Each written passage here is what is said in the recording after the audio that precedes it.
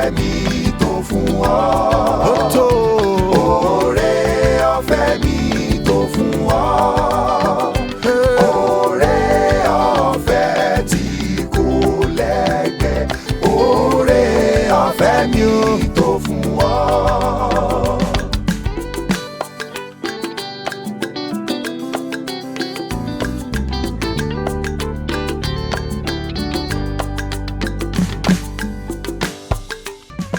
Oore ọ̀fẹ́ mi tó fún ọ.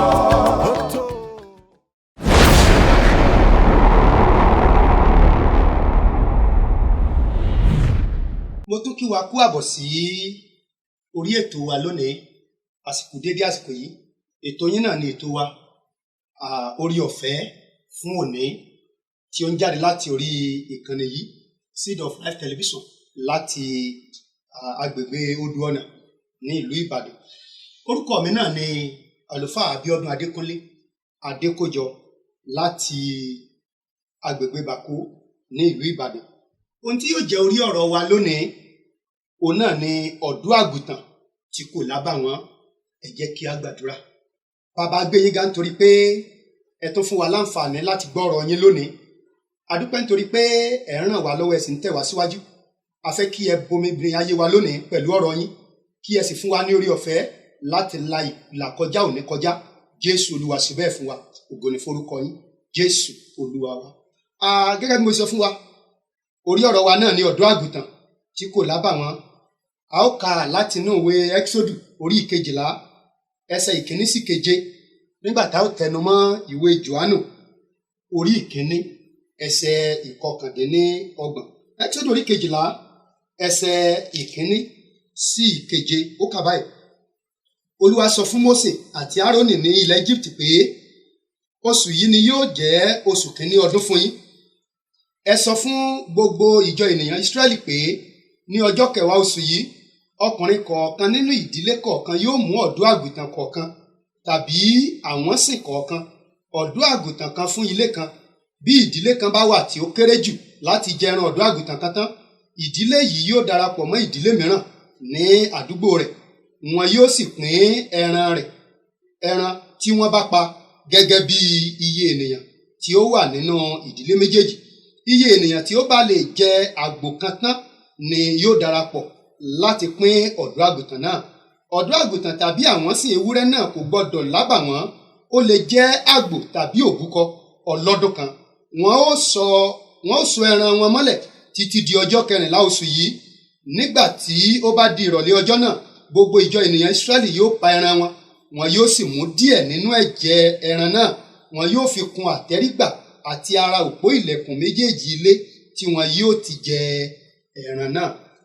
Ẹsẹ̀ tí a ó rí dìmú fún lílò tí a ó tẹnumọ́ nínú ìwé Jòhánù orí 1 yẹn, ẹsẹ̀ 29.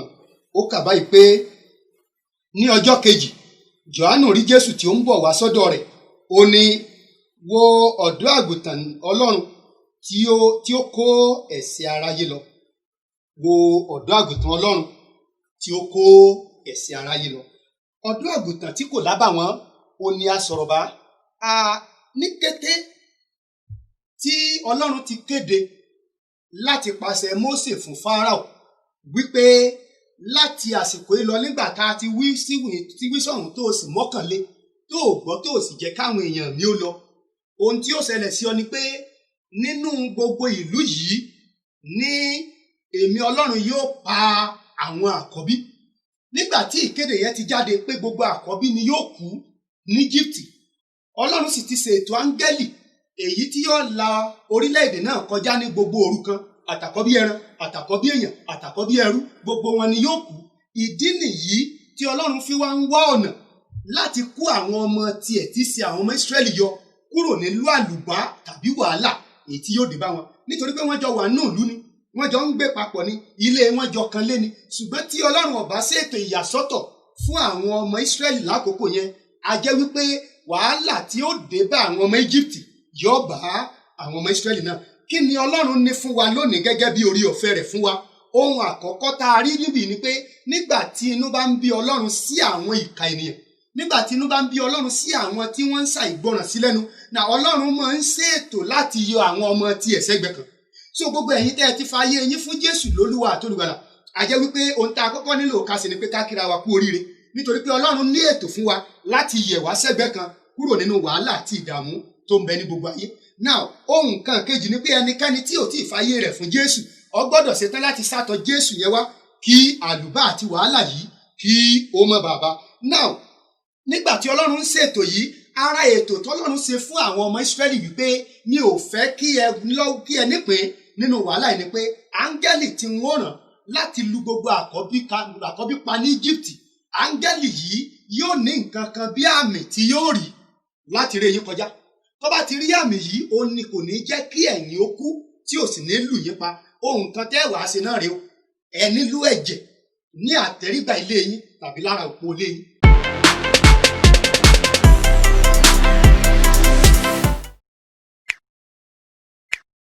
Now tí ẹ bá wá fi ẹ̀jẹ̀ yẹn síbẹ̀, kì í ṣe ẹ̀jẹ̀ lásán, kì í ṣe ẹ̀jẹ̀ kẹ́ ẹ lọ gbè ní kárà níbi tí wọ́n ti pẹran tàbí kan.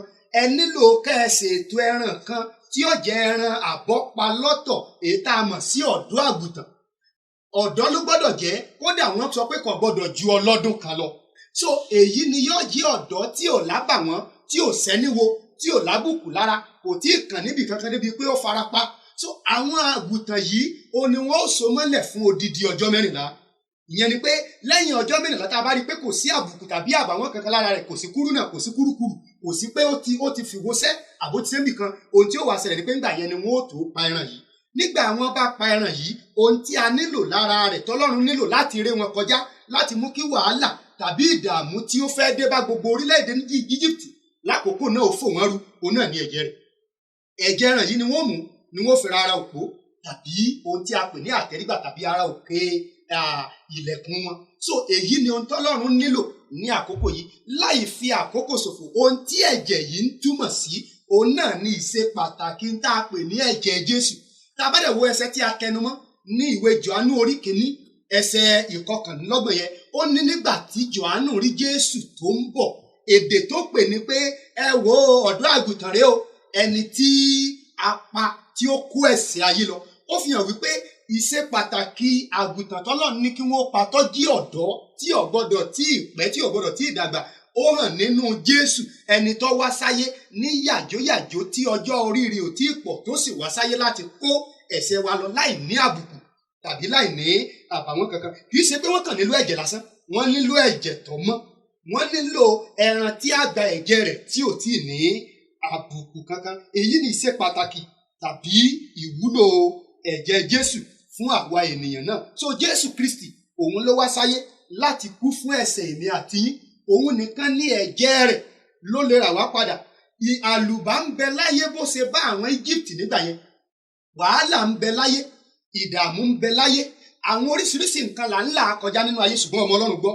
Ìwọ tó ń wò mí lónìí, ohun tó Olúwa ní kí n sọ fún ọ, oore ọ̀fẹ́ rẹ̀ yóò wà fún ọ láti rà ọ́ padà, láti mú ọ kúrò nínú wàhálà tí ń bẹ láyé.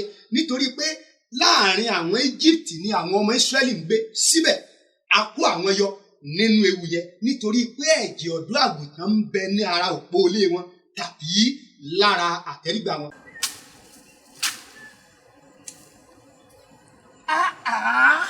Irú ayé wo wá lè ní wáyé? Àdìsá. Láì oko àgbàdo mi òkè ọ̀hún, òun náà kọ́ kò gbójú báyìí lọ.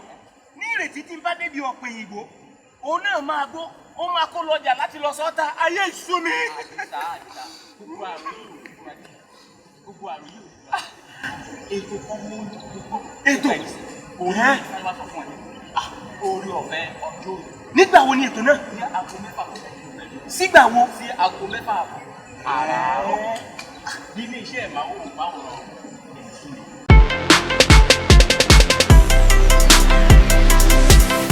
Kí ni àwa náà nílò ká ṣe láti bọ́ nínú wàhálà àti ìdààmú? Oríṣiríṣi ìpèníjà ayé kì í ṣe pé ó ń dínkù lójoojúmọ́, ó ń pọ̀ sí ni. Ṣùgbọ́n ẹnìkan tó dúró ti Jésù tó gba ọ̀dọ́ àgùntàn yìí gbọ́, àwọn nìkan ni wọ́n bọ́, àwọn nìkan ni wọ́n ní orí ọ̀fẹ́ láti là kọjá láì farapa. Lórúkọ Jésù yóò dára fún wa. Ẹ jẹ́ àwọn nǹkan tí a lè ṣe ní kíákíá. Ohun àkọ́kọ́ ni pé a gbọ́dọ̀ gba ọ̀dọ́ àgùntàn yìí gbọ́ gẹ́gẹ́ bí olúwa àti olùgbàlà wa. Ta ni mo pè lọ́dọ̀ àgùntàn? Òun náà ni Jésù olúwa. So a gbọ́dọ̀ fi ayé rẹ fún. Tí ẹnìkan bá wà tó ti gba Jésù lólúwa àti olùgbàlà, mú ìdúró rẹ pẹ̀lú rẹ̀ kó o sì rí pé ẹ̀jẹ̀ rẹ̀ yìí ó ṣiṣẹ́ fún ọ. Now àwa tí a ò tí ì gbà lólúwa àti olùgbàlà, olúwa ń pè wá lónìí, oore ọ̀fẹ́ yìí ń nawọ́ sí wa wípé kí a wá sọ́dọ̀ òun kí a sì gbà á, nítorí pé nínú àlùbá àti wàhálà ayé òun nìkan ló lè kó wa yọ. Ohun kan kejì òun náà ni pé a gbọ́dọ̀ gbàgbọ́ nínú ìṣe pàtàkì ẹ̀jẹ̀ Jésù yìí. A gbọ́dọ̀ gbàgbọ́ nínú ìṣe pàtàkì ẹ̀jẹ̀ yìí, nítorí pé tá a bá gbàgbọ́ pé ẹ̀jẹ̀ yìí, tá a bá rò pé ẹ̀jẹ̀ lásán ni, náà ó ṣeé ṣe kó mọ̀ ṣiṣẹ́ lórí ayé wa. Ṣùgbọ́n tá a bá gbàgbọ́ nínú pé ẹ̀jẹ̀ yìí ṣe pàtàkì, òun ló lè kó mi yọ. Áńgẹ́lì tó kọjá lóru, ó ń pa àwọn ọmọ Egypt, àwọn àkọ́bí wọn, ó sì ń rí àwọn ọmọ Ísírẹ́lì kọjá nígbà tá a lo ọ̀dọ́ àgùntàn. Jésù tó wá jẹ́ olórí ọ̀dọ́ àgùntàn tó wá sáyé ń bẹ ní sàkání wa, ó ń bẹ nínú ilé wa, ó lè kó wa yọ nígbà tí wàhálà àti ìdààmú ré kọjá. Ohun kan kẹta ni pé a gbọ́dọ̀ mọ̀ pé torí wa òun ni ọ̀dọ́ àgùntàn yìí ṣe kú. Now tá a bá ti gbàgbọ́ wípé torí wa ló ṣe kú, ìyẹn ni yóò jẹ́ ká lè fi ìfẹ́ ìwà hàn sí. A ó fi ìfẹ́ hàn sí láti gbà á. Nígbà tá a bá gbà á, a ó wà lè máa fi ayé wa sìn bó ṣe tọ́ àti ní tòótọ́ àti bó ṣe yẹ. Ẹ rí i pé wọ́n ní tí wọ́n bá pa ẹran tí wọ́n lo ẹ̀jẹ̀ rẹ̀ tán, wọ́n gbọ́dọ̀ jẹ ẹran yẹn bí wọ́n ṣe fún wọn ní ìlànà yẹn, ni pé wọ́n gbọ́dọ̀ lè sin Ọlọ́run bí ó ṣe tọ́ àti bó ṣe yẹ. Ohun kankan ni pé a gbọ́dọ̀ yàgò fún gbogbo tí wọ́n ń pè ní àbàwọ́n tàbí àìmọ́. So a gbọ́dọ̀ sá fún, ayé wa gbọ́dọ̀ jẹ́ mímọ́ sí Ọlọ́run yìí. Nígbà tá a bá ṣe bẹ́ẹ̀, ìyẹn ni ẹ̀jẹ̀ Jésù yìí yóò lè ṣẹ́. Tá a bá wo ìwé Iṣẹ́ àwọn Àpọ́stélì orí 3 ẹsẹ̀ 19 ó ń sọ wípé a gbọ́dọ̀ ronúpìwàdà kí a sì yí padà kí ìtura bá lè ti iwájú Olúwa wa. Ó fi hàn pé nígbà tá a bá gba Jésù yìí, tá a fayé wa fún, tá a yí padà kúrò nínú ọ̀nà búburú wa, náà gbogbo tó dàbí àlùbá àbí wàhálà tí ń ṣẹlẹ̀ ní gbogbo àgbáyé kò ní kan àwa, nítorí pé ẹ̀jẹ̀ Jésù yìí ó ń bẹ ní ayé wa. Ohun kan karùn-ún tí wọ́n fi parí ẹ̀ lágbọ̀n yẹn náà ni pé a gbọ́dọ̀ gbà pé òun ni ọ̀nà sí ọ̀dọ̀ Ọlọ́run. Náà òun lọ̀dọ́ àgùntàn tó pé, òun lọ̀dọ́ àgùntàn tó yẹ, òun lọ̀dọ́ àgùntàn tí ò lábàwọ́n. Ayé tiwa náà gbọ́dọ̀ ṣetán láti fi hàn pé ìwọ yìí ni mo gbà, ìwọ yìí ni mo sìn, ìwọ ni mo fi ayé mi fún. Ká wá fi gbogbo ayé wa fún pátápátá. Ó nìkan ní ọ̀nà. Tá a bá wọnú ìwé Róòmù orí 5 ẹsẹ̀ 1, ó jẹ́ ká mọ̀ wípé ẹ̀jẹ̀ Jésù yìí, ikú Jésù yìí torí wa ni,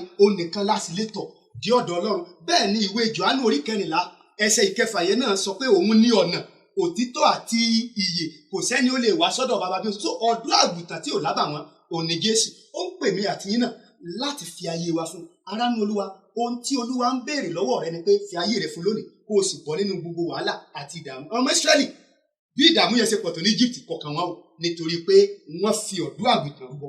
Àwa náà gbọ́dọ̀ lo ẹ̀jẹ̀ ọ̀dọ́ àgùntàn tí í ṣe Jésù Kristi láti fi rúbọ. Àbàwọ́n àti ìdààmú ayé wa yóò sì parẹ́. Ẹnìkan ń gbọ́ mi lónìí, gbogbo ohunkóhun tó jẹ́ ìdààmú àti wàhálà rẹ, níwọ̀n ìgbà tó o ti ṣe tán láti gba Jésù ọ̀dọ́ àgùntàn sáyé rẹ lónìí, lórúkọ Jésù ogun ayé rẹ ṣẹ́, ìdààmú rẹ tán, ibi rẹ dópin, lórúkọ Jésù ọ̀tá ò sì ní borí rẹ mọ́. Gbogbo ohun tó ń lé tó bá látòní lọ, ọwọ́ rẹ bá, yóò sì dára fún ọ.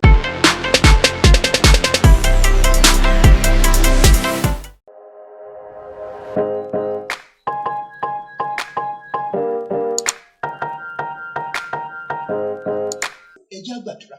Bàbá gbé yín ga nítorí pé ẹ dára sí wa. A dúpẹ́ fún ọ̀rọ̀ yín tẹ́ ẹ tó rán sí wa lónìí. A béèrè fún oore ọ̀fẹ́ láti gbà yín gẹ́gẹ́ bí ọ̀dọ́ àgùntàn tí yóò lè kó wa yọ nínú gbogbo wàhálà gbogbo tí ó sì mú wa dé ọ̀dọ̀ yín. Lórúkọ Jésù ẹ fún wa lórí ọ̀fẹ́ yìí. Ògo ni forúkọ yín. Jésù Olúwa wa. À ń tẹ̀síwájú ní ọjọ́ mẹ́jọ. Lórúkọ Jésù yóò dára fún wa. Ẹ má gbàgbé ìkànnì tí ẹ ti ń wò wá yìí. Òun náà ni ìkànnì Seed of Life Television ní Odò Ọ̀nà ní Ìbàdàn níbí. Ẹ jẹ́ ká tẹ bọ́tìnì tí ó wà nísàlẹ̀ yẹn. Ẹ ṣeun bí a ṣe ń ṣe bẹ́ẹ̀. Bọ́tìnì pupa yẹn kí a rí pé a tẹ̀ ẹ́ kí a lè máa tún rí wa wò ní gbogbo ìgbà sí. Yóò sì dára fún yín. Ẹ ṣé.